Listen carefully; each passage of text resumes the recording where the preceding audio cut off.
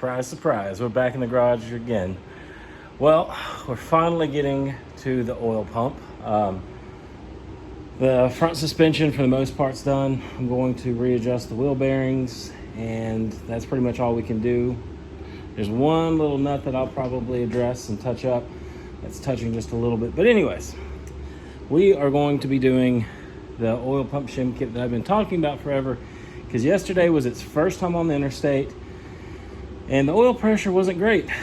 Part of that is it needs an oil change, but I don't want to change the oil until we do the pump upgrade, because we're going to put some Vaseline and a lot of assembly lube in the engine, and I want that flush, not running around with it on power tour. So let me turn the camera around and I'll show you guys what we're working with. So this is our booster plate from TA Performance, and basically what this does is, instead of having an aluminum bottom that the gears have eaten into and you're losing some oil pressure, they put a steel one, so it kind of acts as a brace, and then obviously it's smooth on both sides, so it brings the oil pressure back up. Really good little piece. One thing is, where they have these holes, they are sharp front and back, so basically you just got a lot of overlay and they're sharp. So all I'm going to do on these holes is just smooth them. It's going to take something like a stone on one of these really cheap ones and just knock that edge back. The other thing you can do too is, this is just a little bit of a rough surface right through here. You can make that smooth so the oil just flows over it. Now this part, making this smooth, you're not going to see a huge difference from it, but getting rid of these sharp corners, it's definitely going to help flow a lot more. So I'm going to get this done, and that way we can go ahead and start shimming up our oil pump to get a little bit more pressure. So let's address the problem child in the room first. That is the oil pump. It is external like a Mopar, even though this is a GM product. And the problem is, that's a cast iron engine with cast iron gears, and that's an aluminum pump cover. So what happens is, the gears wear into this bottom plate right here. They wear grooves in it, and you lose oil pressure. And it's predominantly your oil pressure at idle, which is the problem that we're having. So how do you fix something like this? You throw the whole engine away and you put in one of these LS's, or you actually spend real money and put in a big block that we're messing with? No. Sorry guys, too much monster. That's not how you fix it. This is how you actually fix it. It's over here. So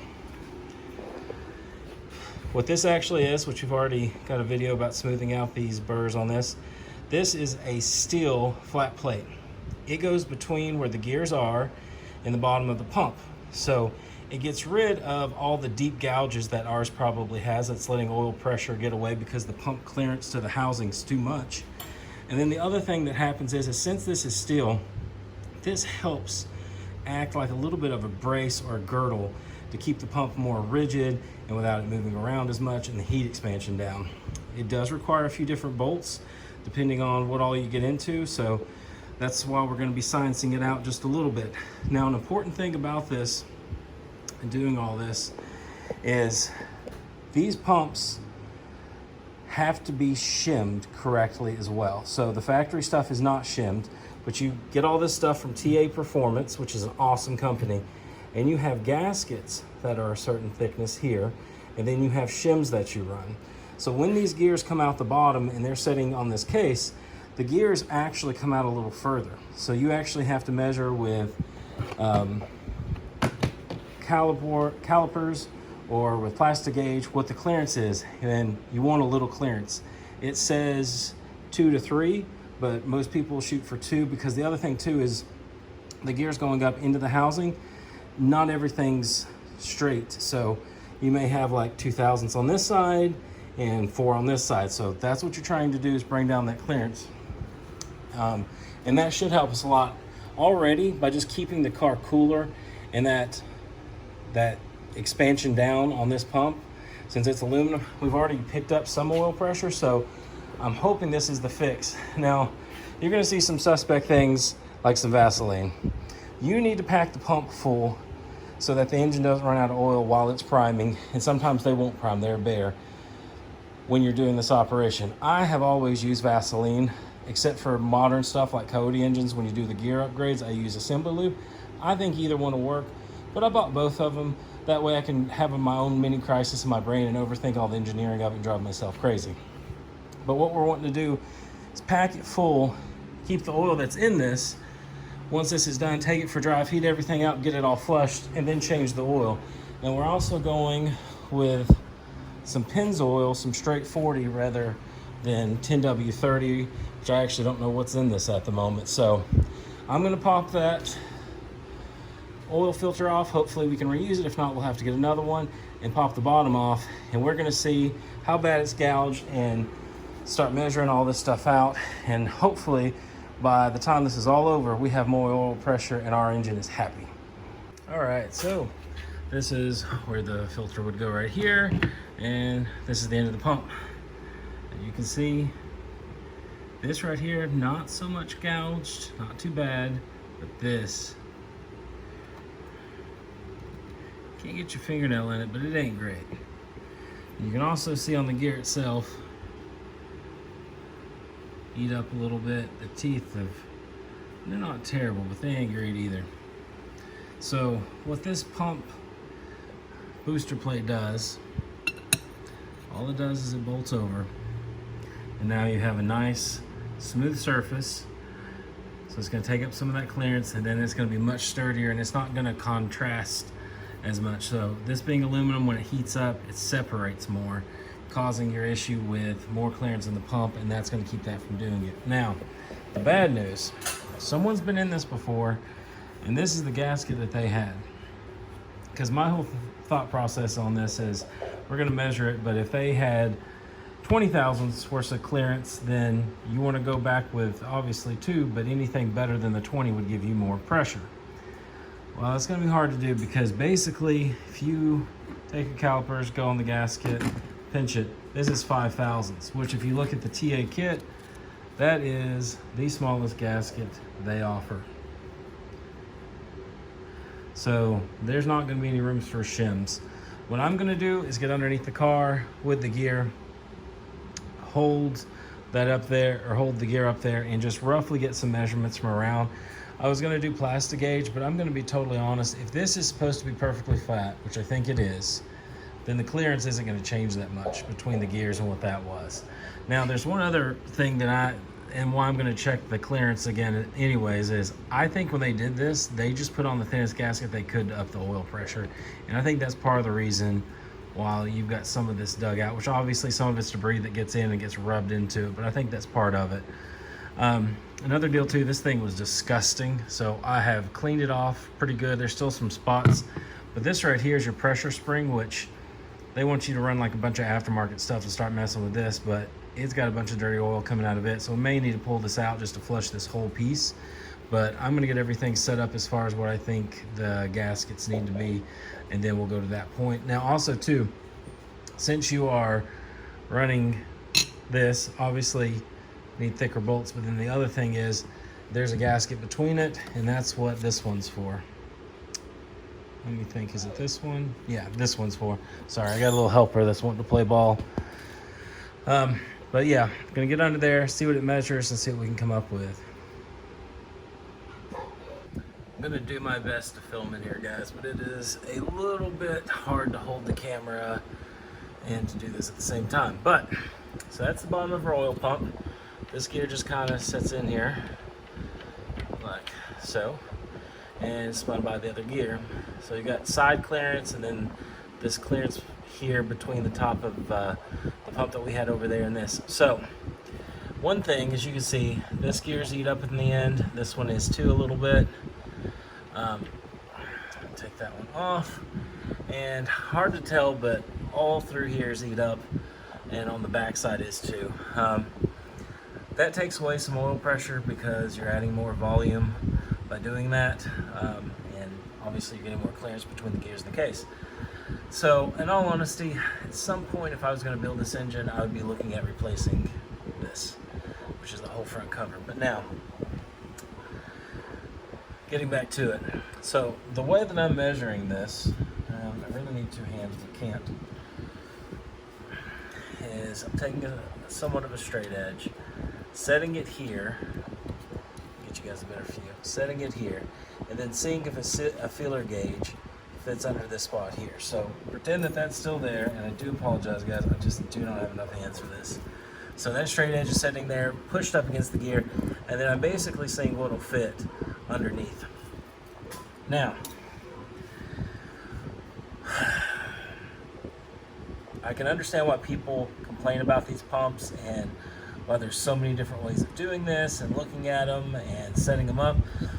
So whatever feeler gauge you can get under it means that's how much that the gear's sticking up. Well, the gears aren't even. And sorry for the breathing. That would be that little guy right there being harassed for ball throwing. Anyways, so this gear alone is highest point a 5 feeler gauge will fit through, lowest point barely a 4. So 5 to 4 is how much this is sticking out. Now this side, totally different. All I can get underneath this side at most, there's one spot on this that's about a 4, and then the other spot is all the rest of them are averaging about 3.5. So you've actually got difference clearances side from side. And I've heard that when looking this up and talking to people about setting these up, that this part of the pump itself is not straight. Really what needs to happen, you need to take this whole pump apart, you need to take this part and you need to mill it flat, make sure it's flat, and then you need to mill the gears so that they're flat too, which I think the $600 pump from TA Performance, that's what it does. So they had a 5 thousandths gasket on here set on, and they had no rubbing. Now we're going to have the spacer place, so the expansion is going to be different, but basically what that means is on this one that you can get 4.5 sometimes 5 on, they were basically at what should have been no clearance whatsoever, and that might be why there's a little bit more debris here where debris went through and cut the gear. Now by setting this up, if I need 2 clearance and this being 5, I should need about 7 thou gasket in between. But there's a few things that are a little bit different. One, I'm going to use just a little bit of RTV to keep this from leaking. They use something right here. I can't tell what that is. I'm going to use RTV. That's going to make our clearance a little bit more as well. So I'm debating whether just to put another 5 back in here. Because see, the whole thing about this that drives me nuts is even if you check this with plastic gauge, this is aluminum. These are steel cast iron, and so is that plate. So the expansion is totally different. And it's not like a head gasket that's like 20,000 squish or 50,000 squish, and there's a lot of breathing room.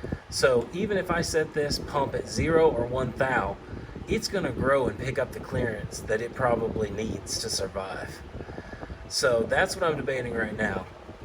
I'm either just going to put the 5,000 gasket back on this, or I'm going to put 1 thou and it'd be 6,000 total. The 6,000 would be safer, and the only thing that I'm not sure about is how much expansion that steel girder / that booster plate takes out. Because you've got 2 pieces of aluminum, it heats, so they're doing this number. Now on one piece side of the aluminum, there's a piece of steel, so it will do that, so you're basically getting growth here. So that's the only thing I have got to decide. And like I said too, I'm going to be putting RTV on the gaskets to keep it from leaking. That RTV is going to give us some clearance. Now it may not be a full thou, it may be 1/4 of a thou, but as this stuff starts stacking up, you know, only having 1 thou clearance on this would still work great and give us even more oil pressure. So I know this is long and drawn out, but this is just the thought process of setting up one of these pumps. So I'm going to do a little bit more math. I've checked this plenty of times. I turn the straight edge on both sides, and straight edge is pretty straight, surprisingly. Hey, you know it. So I'm going to let you know what we end up with. So just test fitted. This is the setup.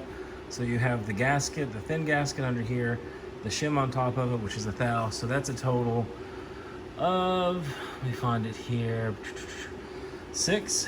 And then you have a standard gasket like what this was right here that we pulled off.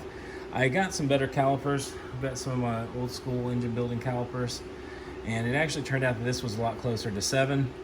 So that's 7, this is 6. Highest point that we measured on the pump was 6. So in theory, you would think that this would only be about 1 thou. I think it's going to end up more for a few reasons. 1, I'm gonna put sealant on this. Not a lot, just a little to get everything seated. And I think that's gonna put in just a little bit of clearance, not much.